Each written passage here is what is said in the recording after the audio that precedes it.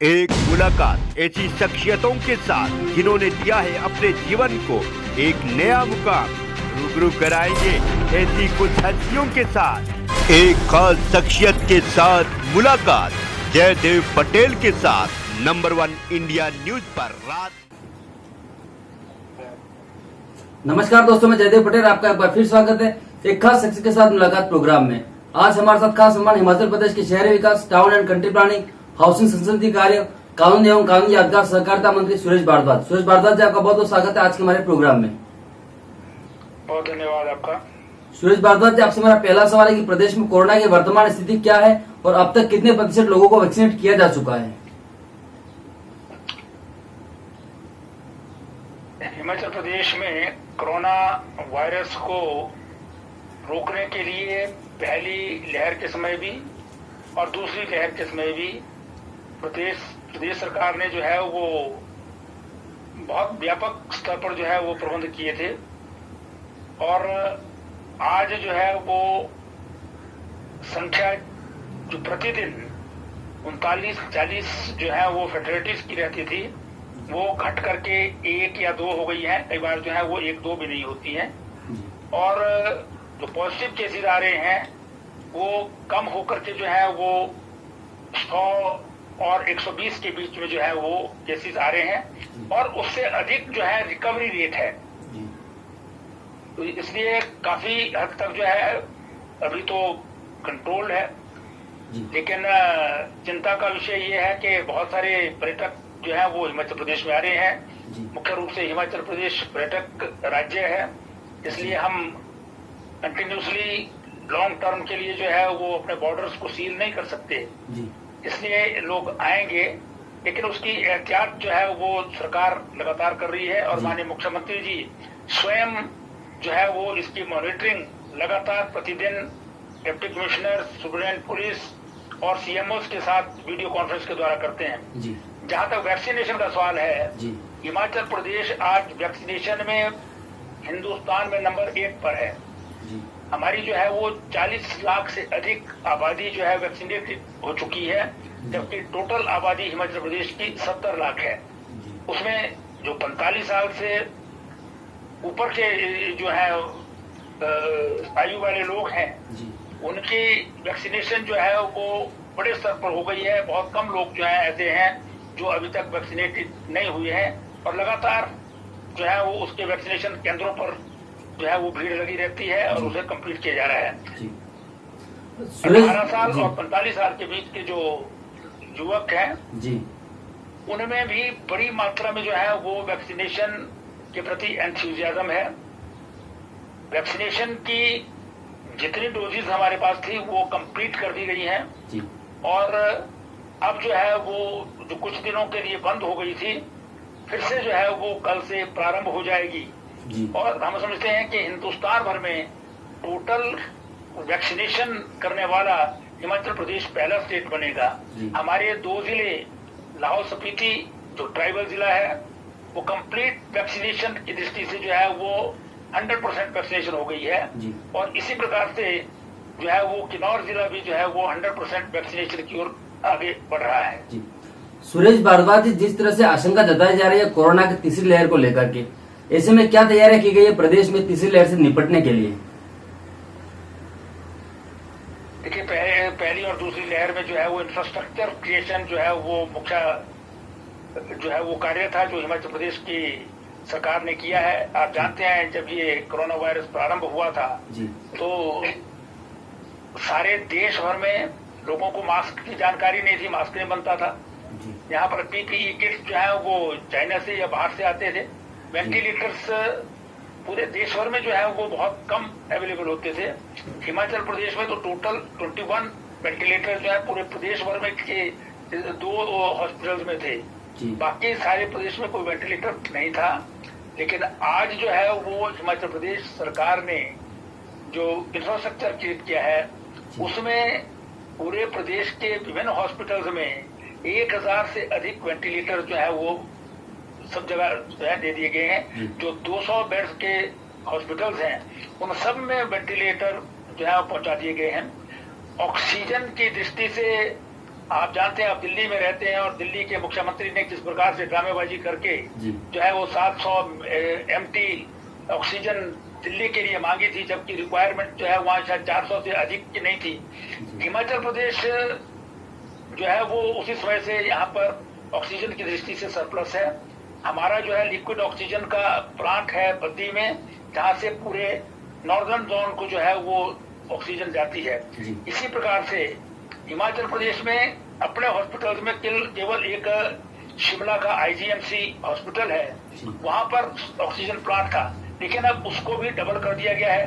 पहले केवल 575 जो है ऑक्सीजन प्लांट्स ये सिलेंडर जो है भरे जाते थे, लेकिन अब वहां पर जो लिक्विड ऑक्सीजन का स्टोरेज टैंक बनाया है उसके कारण डेली 1700 ऑक्सीजन सिलेंडर जो है D टाइप के वो वहां पर जो है भरे जाते हैं।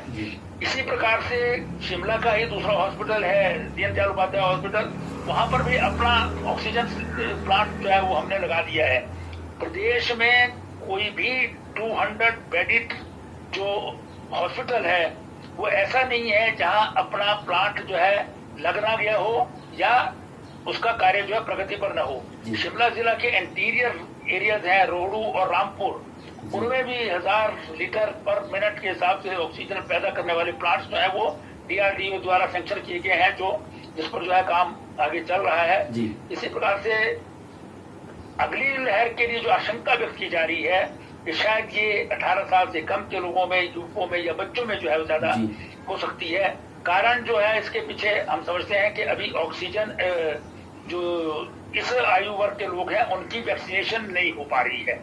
हालांकि अभी जो है वो खबरें आ रही हैं कि इस आयु वर्ग के लिए भी वैक्सीनेशन जो है वो हिंदुस्तान बनाने में कामयाब हो रहा है।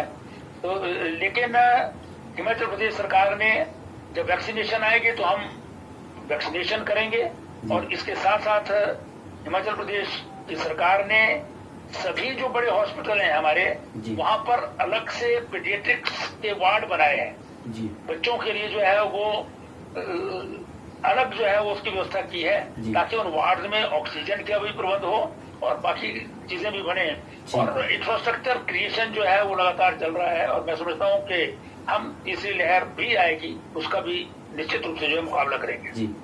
सुरेश भारद्वाज जी, हिमाचल प्रदेश में लगातार सैलानी जा रहे हैं और हजारों की तादाद में जा रहे हैं। कई फोटो वीडियो सामने आया जिसमें लोगों को होटल नहीं मिल रहा है, कई जगह भीड़ इकट्ठी हो रही है।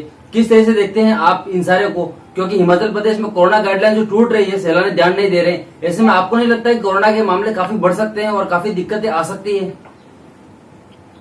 हाँ, निश्चित रूप से। देखिए, मैंने सबसे पहले जो है वो प्रारंभ में ही कहा था कि भी हिमाचल प्रदेश पर्यटक प्रदेश है। यहाँ पर जो है इकोनॉमी जो है वो पर्यटन के ऊपर निर्भर करती है। हम कंटिन्यूसली जो है वो प्रदेश को बंद करके अपने बॉर्डर्स को सील करके नहीं रख सकते हैं। लोग आएंगे और पर्यटक आ रहे हैं। हालांकि हमने सख्त जो है वो SOPs और गाइडलाइंस बना रखी हैं।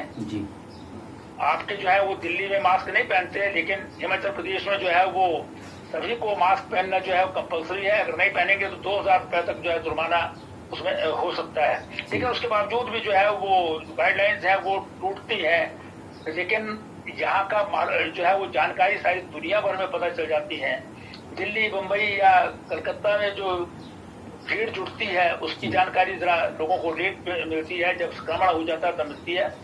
वैसे अभी तक जो है वो बाहर से जब मुंबई में जो है संक्रमण हुआ या दिल्ली में संक्रमण हुआ या हमारे पड़ोसी प्रदेश पंजाब में सबसे ज्यादा जो है वो दूसरी लहर में जो है वो लोग संक्रमित हुए, उसका असर जो है वो हिमाचल पर पड़ा है। हम कोशिश कर रहे हैं कि पर्यटकों को जो है वो SOPs और गाइडलाइंस के मुताबिक चलाएं, और इससे आशंका निश्चित रूप से जो आपका जता रहे हैं वो रहेगी। उस पर जो है वो हम प्रयत्न भी कर रहे हैं, लेकिन जितना भी संभव हो सकेगा उसको रोकने का प्रयास किया जाएगा। ठीक है सर।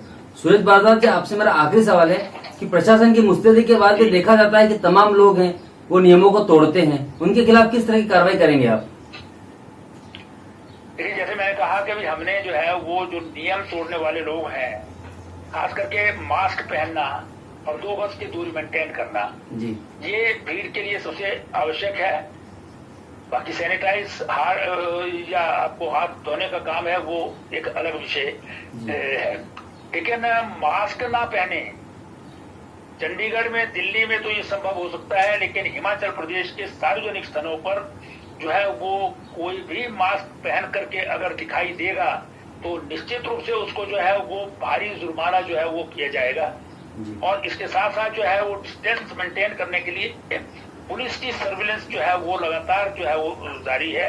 इसीलिए मैंने कहा कि मुख्यमंत्री जी लगातार जो है वो डिप्टी कमिश्नर्स जो है हमारे डिस्ट्रिक्ट मजिस्ट्रेट्स और पुलिस कप्तान जो है, एसपी पुलिस जो है, उनके साथ इन टच रहते हैं। वीडियो कॉन्फ्रेंसिस के द्वारा जो है उनको इंस्ट्रक्शंस दी जाती हैं और कोशिश करेंगे कि भी हम जो है वो इस प्रकार की जो बड़े स्तर के जो है गैदरिंग होती है उनको रोका जाए। अभी भी हिमाचल प्रदेश में इंडोर किसी भी बैठक को, किसी भी सभा को या किसी भी मैरिज सेरेमनी को करने के लिए जो है 200 से ज्यादा जो है वो अलाउड नहीं है। 200 भी मैक्सिमम लिमिट है, otherwise it is 50% of the capacity of that space. हाँ, बाहर जो है ग्राउंड में आप जो है 50% कैपेसिटी ऑफ द ग्राउंड जो है वो उसमें आ सकते हैं। 1000 का ग्राउंड होगा तो उसमें जो है 500 लोगों को जो है वो अनुमति है।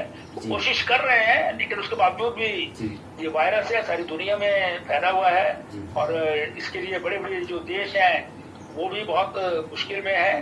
तो हिंदुस्तान 140 करोड़ की आबादी वाला देश है, यहाँ पर लॉकडाउन सफलतापूर्वक हुआ है, हमारा कोरोना कर्फ्यू भी सफलतापूर्वक चला है और अब लोग जो है वो जो यहाँ के लोकल लोग हैं वो तो इन सारी दिशा निर्देशों का पालन कर रहे हैं, लेकिन पर्यटक जो आएंगे उनको भी कोशिश करेंगे कि भी उनको भी जो है वो इसको पालन करने के लिए जो है बाध्य किया जाए। ठीक है सर। सुरेश भारद्वाज जी, आपने समय दिया उसके लिए आपका बहुत बहुत धन्यवाद। धन्यवाद आपका, थैंक यू।